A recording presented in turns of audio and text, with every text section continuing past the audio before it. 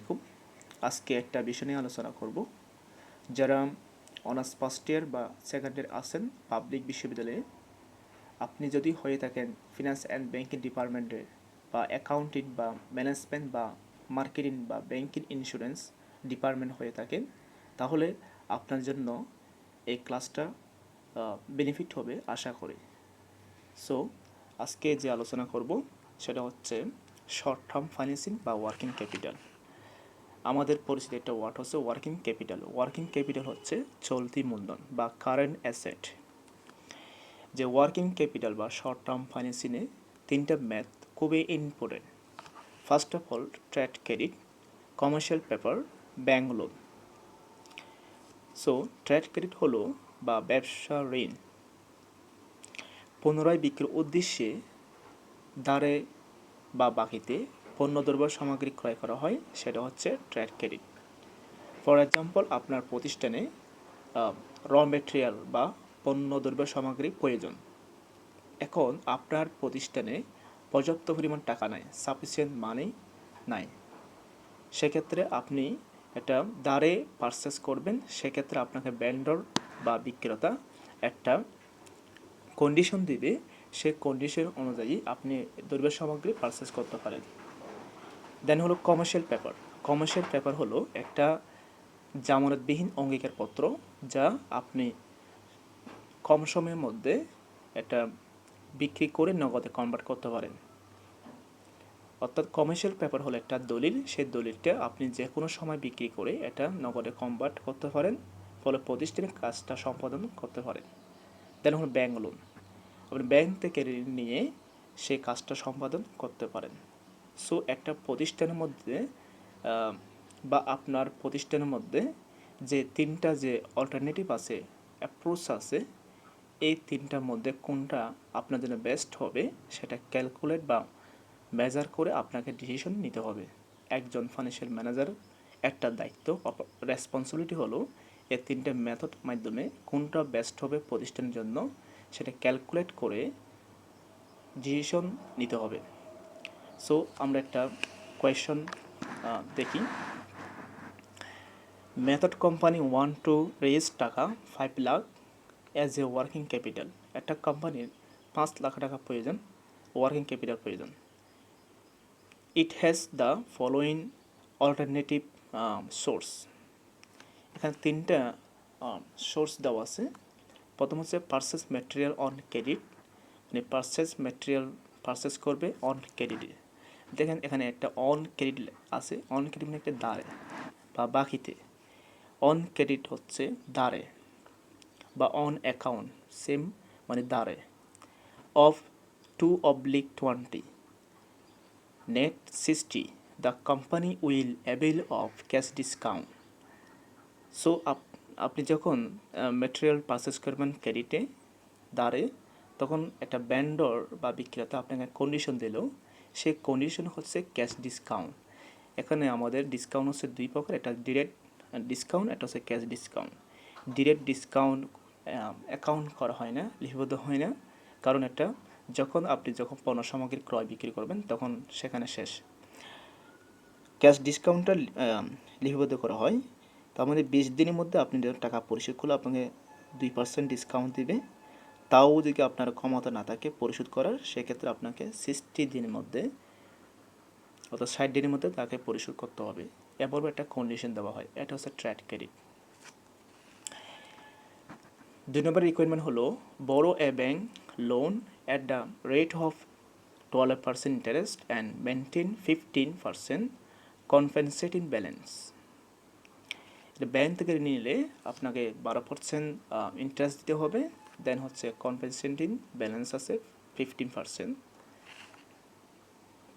Requirement 3 হলো issue commercial paper having face value of টাকা 1000 and sell 980 980 টাকা with তার সাথে 2% discount and 2% flotation cost for 3 month.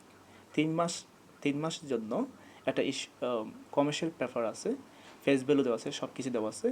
আমাদের 3টা রিকোয়ারমেন্ট দেওয়া আছে, আমার 3টা রিকোয়ারমেন্ট অনুযায়ী আমাদের ম্যাথ সলভ করতে হবে।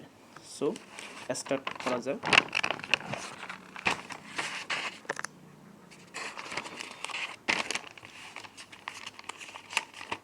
আচ্ছা, first of all trade credit, এটা আমরা সংক্ষেপে ক্যারি দ্বারা প্রকাশ করা হয়।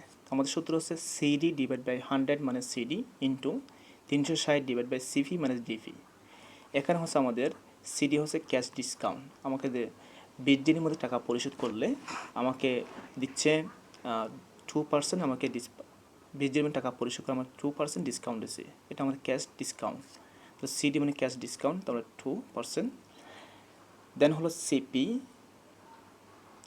ক্রেডিট পিরিয়ড, মানে লাস্টে যে ডেটটা আছে, আমাদের লাস্ট ডেট হচ্ছে 60 ডে, অর্থাৎ 60 দিন। তাহলে ডিফি মানে ডিসকাউন্ট পিরিয়ড, যে ডিসকাউন্টের টাইমটা, আমার ডিসকাউন্ট টাইম হচ্ছে 20 ডে, তাহলে এটাই। তারপর আমাদের যে মানগুলো দেওয়ার পর যে ক্যালকুলেশন করার পর এটা ক্যালকুলেশন করলে আসে এটা, আর এটা ক্যালকুলেশন 9, তারপর 9 ডে, আর এটা হচ্ছে রেট। সো এটা মাল্টিপ্লাই করার পর আমাদের আছে 18.36%, মানে 18.36%। এটা হচ্ছে আমাদের যে কি ট্রেড ক্রেডিট নেই, সেক্ষেত্রে আমাদের ইন্টারেস্ট মানে যে রেটটা আসে সেই ইন্টারেস্ট রেটটা হচ্ছে 18.36%। এটা হচ্ছে নর্মাল ওয়ে। যদি আমি প্রকৃতি হিসাব করি, এফেক্টিভ অ্যানুয়াল রেট হিসাব করি, তখন এফেক্টিভ অ্যান তখন 1 প্লাস আর পাওয়ার n মাইনাস 1। তো 1 প্লাস এই আর মান হচ্ছে যে আমরা এখানে একটা রেট পেলাম, সেটা হচ্ছে আর মান। n হচ্ছে আমরা একটা ডে পেলাম 9 ডে মাইনাস 1। এটা ক্যালকুলেশন করার পর আছে 19.94%। তার মানে আমাকে যে ব্যান্ডর আছে বিক্রেতা আমাকে শো করছে, বলছে আপনার কাছে আমি 18.36% আমি নিচ্ছি, কিন্তু আসলে আমাদের রেটটা হচ্ছে প্রকৃত হচ্ছে 19.94%। দেন হলো ব্যাংক লোন। আমাদের যে ব্যাংক লোন সূত্র হচ্ছে এফেক্টিভ অ্যানুয়াল রেট, সেটা হচ্ছে সূত্র হলো interest divide by loan minus compensative balance. So আমাদের যে কম্পেনসেটিভ ব্যালেন্সটা কি এটা জানতে হবে আগে।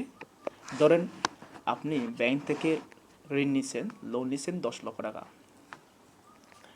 ব্যাংক থেকে 10 লক্ষ টাকা আপনি ঋণ নিছেন, লোন নিছেন, ওই টাকাটা আপনার অ্যাকাউন্টে, অবশ্যই আপনার অ্যাকাউন্ট থাকতে হবে ঋণ নেওয়ার আগে। তো আপনার যে অ্যাকাউন্টে 10 লক্ষ টাকা আপনার অ্যাকাউন্টে থাকবে। এখন আপনি ইউজ করছেন 8 লক্ষ টাকা, 10 লক্ষ টাকা ঋণ নিয়েছেন, আপনার অ্যাকাউন্টে 10 লক্ষ টাকা আছে, সেখান থেকে আপনি ইউজ করছেন 8 লক্ষ টাকা, আর ইউজ করেন নাই 2 লক্ষ টাকা। এখন আপনি ব্যাংকে ম্যানেজার বলছেন আমি তো 10 লক্ষ টাকা ঋণ নিছি, এখন আমি ইউজ করছি 8 লক্ষ টাকা, আর ডিপিসিট আছে 2 লক্ষ টাকা। এই যে 2 লক্ষ টাকা যে ডিপিসিট আছে এটা হচ্ছে কম্পেনসেটিং ব্যালেন্স। এখন ব্যাংক আপনাকে এটা স্যাক্রিফাইস করবে, বলবে যে আপনি যত টাকা ইউজ করবেন, ইউটিলাইজ করবেন, তার উপর আপনি ইন্টারেস্ট দিবেন।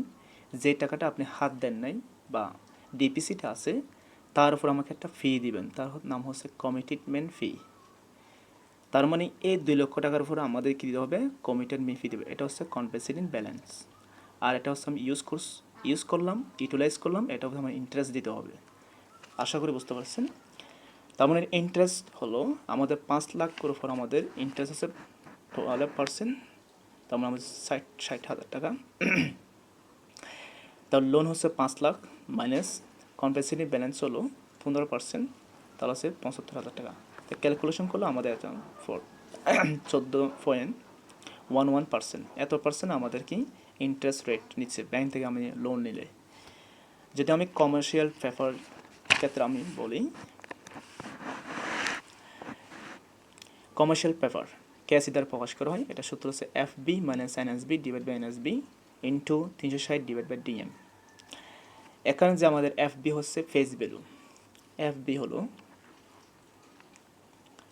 ফেস ভ্যালু, এফবি হলো ফেস ভ্যালু, আমাদের লিখিত মূল্য বা গায়ে মূল্য, যে আমরা যখন কোনো প্রোডাক্ট ক্রয় করি এটা অবশ্যই গায়ে মূল্য থাকে। আর এনএসবি হচ্ছে আমাদের নিট বিক্রয় মূল্য। আমাদের নিট বিক্রয় মূল্য ব্যয় করতে হবে সেল মাইনাস, যদি ডিসকাউন্ট থাকে ডিসকাউন্ট বাদ দিতে হবে, মাইনাস ফ্লাকশন কস্ট, ফ্লাকশন করবে উত্তরণ ব্যয়, এটা আমাদের বিয়ে করতে হবে। তাহলে আমাদের এখানে সেল হচ্ছে আমাদের যে সেল, আমার সেল হচ্ছে 980 টাকা, 980 টাকা। মাইনাস ডিসকাউন্ট, যে আমাদের ডিসকাউন্ট ধরতে হবে, ফ্লাকশন কস্ট ধরতে হবে লিখিতমূলক। আমরা লিখিতমূল্যের উপর আমাদের ডিসকাউন্ট ধরতে হবে, ফ্লাকশন কস্টটা দিতে হবে আমাদের লিখিত মূল্যের উপর।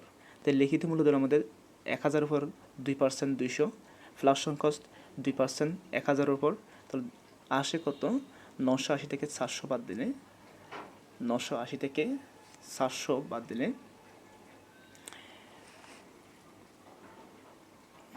980 700 380। সো 380 হচ্ছে আমাদের নিচ্ছেল। তার নিচ্ছেল হচ্ছে 380 টাকা হচ্ছে নিচ্ছেল। তার মানে এখানে আমাদের হচ্ছে কি 380, 380, 380। তার মানে এটা আমাদের ক্যালকুলেশন করলে এই মানটা আসে। এই মানটা হচ্ছে যা আসে, এটা আমাদের একটু ক্যালকুলেশন ভুল হয়েছে। সো এটা ক্যালকুলেশন করলে যা আসে আমাদের কমার্শিয়াল পেপার। সো আমাদের FB minus NSB divide by NSB into 360 divide by DM। DM হচ্ছে তোমার ডে অফ মেজরিটি, কতদিন? এখানে বলছে 3 মাস, 3 মাস। আচ্ছা, তাই 3 মাসের মধ্যে, তাহলে 3 মাস মানে 90 দিন, এই জন্য 90 দিন, 3 মাস মানে 90 দিন। সো আমাদের যে NSB বের করতে হবে, সেল মাইনাস ডিসকাউন্ট, তাহলে ডিসকাউন্ট বাদ, ফ্লাকশন কস্ট মানে উত্তোলন ব্যয়, এগুলো বাদ দেওয়ার পর যে মানটা আসবে সেটা নেট সেল। তো আমাদের মনে রাখতে হবে ডিসকাউন্ট বা ফ্লাকশন কস্টটা অবশ্যই লিখিত মূল্যের হবে, অবশ্যই লিখিত মূল্যের উপর হবে। সো এই যে তিনটা আমাদের মেথড শর্ট টার্ম ফাইন্যান্সিং বা ওয়ার্কিং ক্যাপিটালের মধ্যে তিনটা মেথড হবে খুবই ইম্পর্টেন্ট। সো আমাদের এখানে যেটা রেটটা কম, আমাদের যে রেটটা কম, 3 অল্টারনেটিভ বেস্ট মানে ব্যাংক লোন। কেন? ব্যাংক লোন হচ্ছে আমাদের খুবই কম, অর্থাৎ 14 অনুপাত 14.11% হচ্ছে আমাদের ব্যাংক ক্ষেত্রে আমি যদি ঋণ নিই সেক্ষেত্রে এত % আমাদের হতে পারে। সো আমাদের সব তিনটা অল্টারনেটিভ মধ্যে আমাদের বেস্ট হচ্ছে ব্যাংক থেকে ঋণ নিলে আমাকে এত % ইন্টারেস্ট আমাকে ফেয়ার করতে হবে। সো আলটিমেটলি আমাদের ব্যাংক থেকে ঋণ নিয়ে আমাদের ব্যবসায়িক কাজটা সম্বোধন করলে আমাদের জন্য সুবিধাজনক হবে। একজন ফাইন্যান্সিয়াল ম্যানেজার ডিসিশন নিতে হবে, এটা খুবই ভালো হবে, এটা জন্য আমাদের লাভজনক হবে। So thank you.